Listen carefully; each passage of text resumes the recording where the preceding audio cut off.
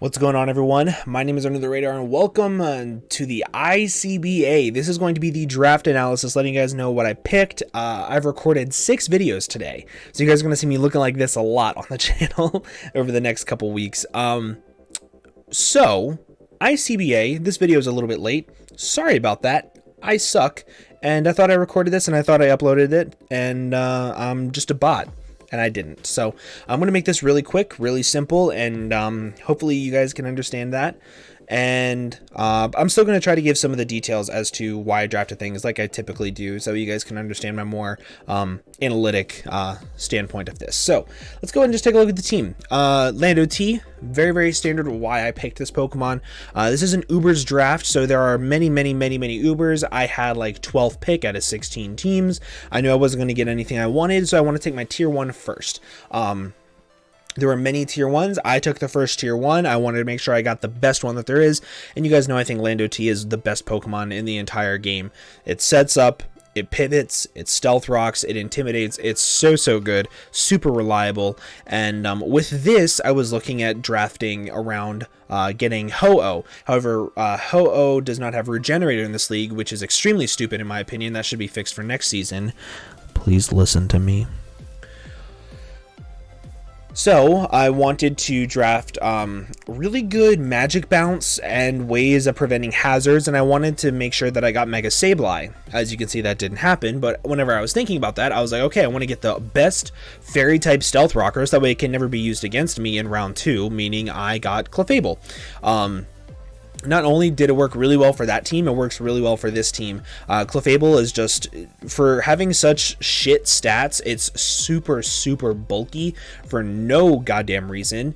Having access to soft boiled, amazing abilities in Magic Guard and Unaware, it's super reliable. Having access to Moonblast, Flamethrower, Thunderbolt, Magic Guard, Life Orb is a really great set. It is a stealth rocker and it's also a wish passer, so it can help some of the setup threats on the team that I did end up picking up. Also, having access to Heal Bell and Knockoff is really cool on a Fat Fairy. So with this though, I didn't want it to be my main stealth rocker. I didn't want it to be my only stealth rocker. I also didn't want it to be one of the stealth rockers that I got that I was like, well, I have to bring Clefable. I'm going to make it my stealth rocker. So I got Celebi. Celebi is one of my all-time favorite bulky grasses, with Healing Wish, U-Turn, Stealth Rocks, Recover. It's set up in Nasty Plot, Swords Dance, and Calm Mind. Super useful, super reliable. It's really cool. I like it a lot. It's something that I've used a lot before, and I feel like you guys know what it does by now if you've watched me. Yeah. Basically, I wanted a bulky psychic type that could pivot. I also wanted a stealth rocker that could pivot, and Celebi just fits both of those roles all too well. So at this point in time, I didn't want to get Ho-Oh anymore. And the main reason was because I was like, you know what? No Regenerator on Ho-Oh. That's stupid. I'm not gonna be victim to using that shit mon. So I went with the idea of drafting Pheromosa. With drafting Pheromosa, I wanted to have a Pokemon that resisted every single form of priority to help keep my Pheromosa a little bit healthier. I wanted to make it a little bit I wanted to make it to where I had a really good check to priority, and Jellicent resists every single form of priority outside of Sucker Punch. Mach Punch, Vacuum Wave, Bullet Punch, Feint. It doesn't give a shit about any of them. So I did reach for this. However, at the time when I was going Pheromosa, it looked to be phenomenal for me. So realistically, I could have waited. However, I didn't want anything else super badly at that point in time, so I wanted this Pokemon. It is what it is. I took it, and I don't really care. Also, having access to Will-O-Wisp plus Recover is really cool. So at this point in time, I'm still looking at Pheromosa. I wanted something to be able to Volt Switch out on bulky waters as well as Force in bulky waters, and I wanted something I haven't used before. I've used all 4 of these before, and I wanted to draft a bunch of mons I haven't. So I went ahead and I drafted Rotom Heat. I've never used it before. A lot of these Pokemon that I drafted, I could have used at one point in time. They're always really good against me, but I never want to use them. So I went with Rotom Heat. Man, I don't really know how I feel about Rotom Heat. I really don't. It's so unique because it's a Volt Switcher that it's a fire type that beats down water types. It's also a Volt Switcher that doesn't allow bulky grounds to come in because of Will-O-Wisp, and Overheat just nukes the vast majority of them. It's kind of like Rotom Mow. So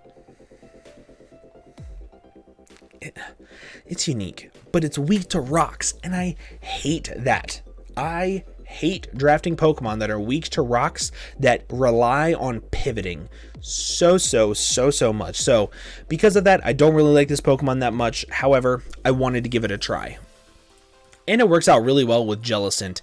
Whereas this is a Water Absorb Mon. This doesn't want to take Water Absorb. This can take Rock-type moves coming at Rotom. And as you can see, these two Pokemon here don't want to take Ground-type attacks.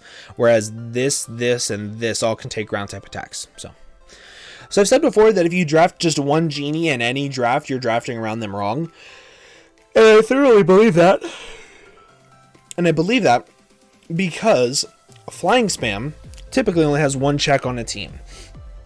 So let's say I'm running Double Dance Landorus with Z-Fly, and I take out the one check.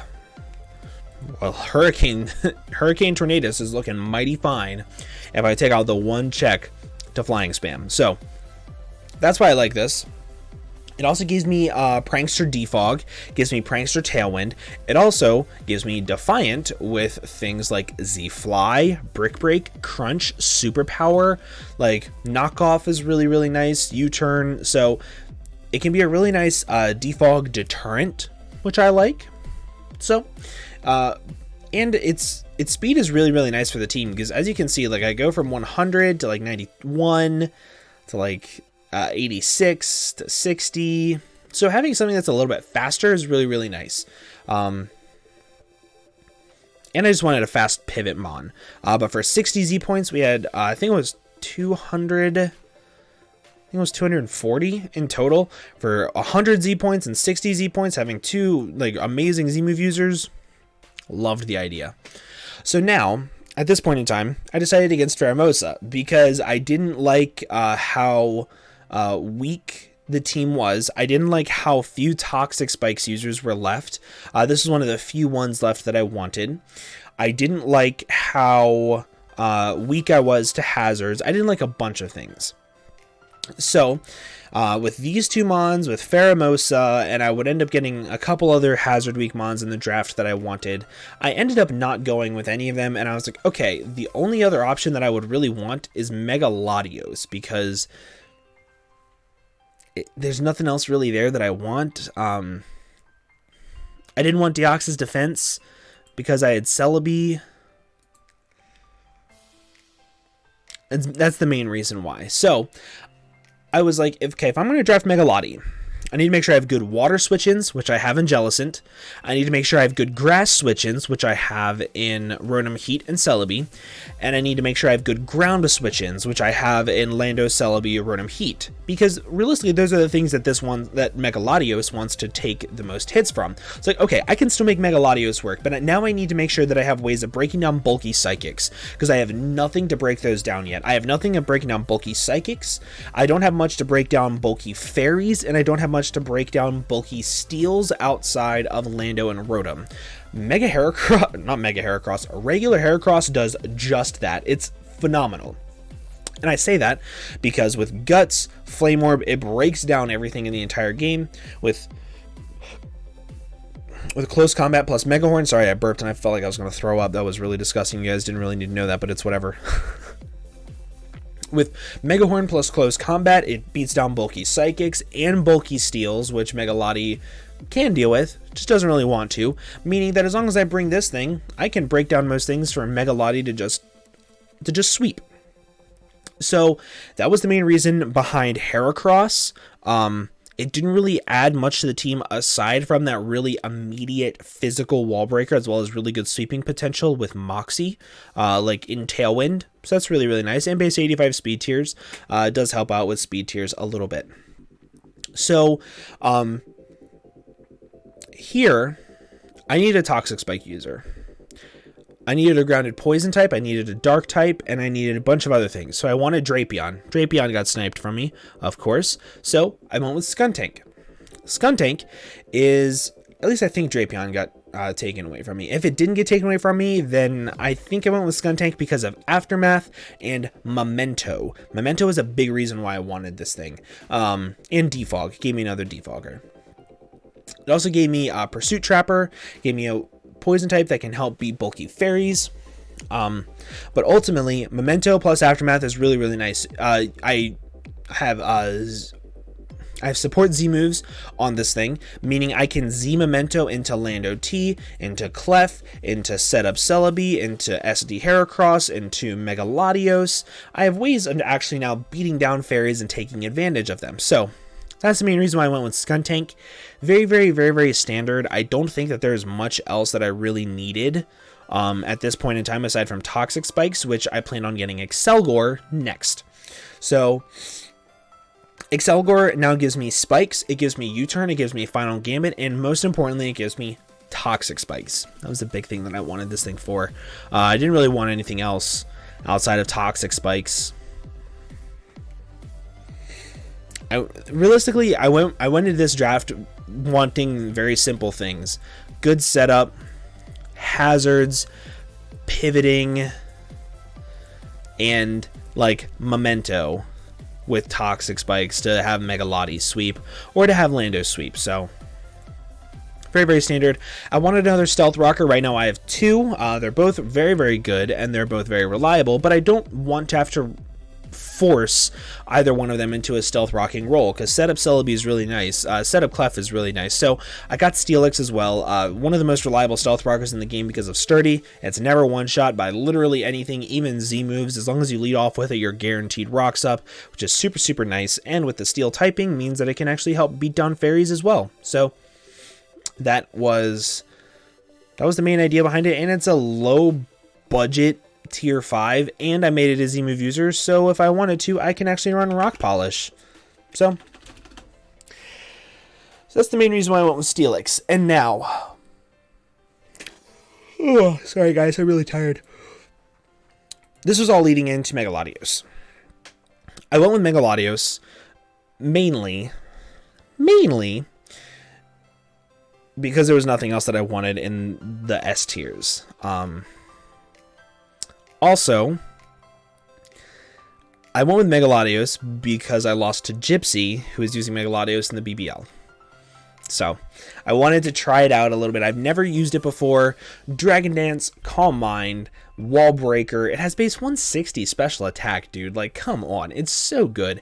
Reliable recovery in 2 different ways with Roost and Recover. Stupid. Bolt Beam mixed with Earthquake. I think this also gets Memento. Yes, it does. I'm right. And this can be a bulky Psychic or an offensive Psychic. Celebi can be a bulky Psychic or an offensive Psychic. So I have literally everything on the team that I like with pivoting, hazards, setup. It's awesome. Nice wall breakers as well in these two mainly, and Landorus-T. So overall, I'm happy with the team. Week 1, we go up against Treadway and his Seattle Staraptors. Make sure you guys are ready for that. The video, the battle's already been done, been uploaded. You guys haven't seen it yet, but it's scheduled. And I hope you guys are ready for it. But with that, guys, I'm going to go ahead and head on out of here. Thank you all so much for watching this very quick draft analysis. And I will see you guys in the next video. Bye-bye.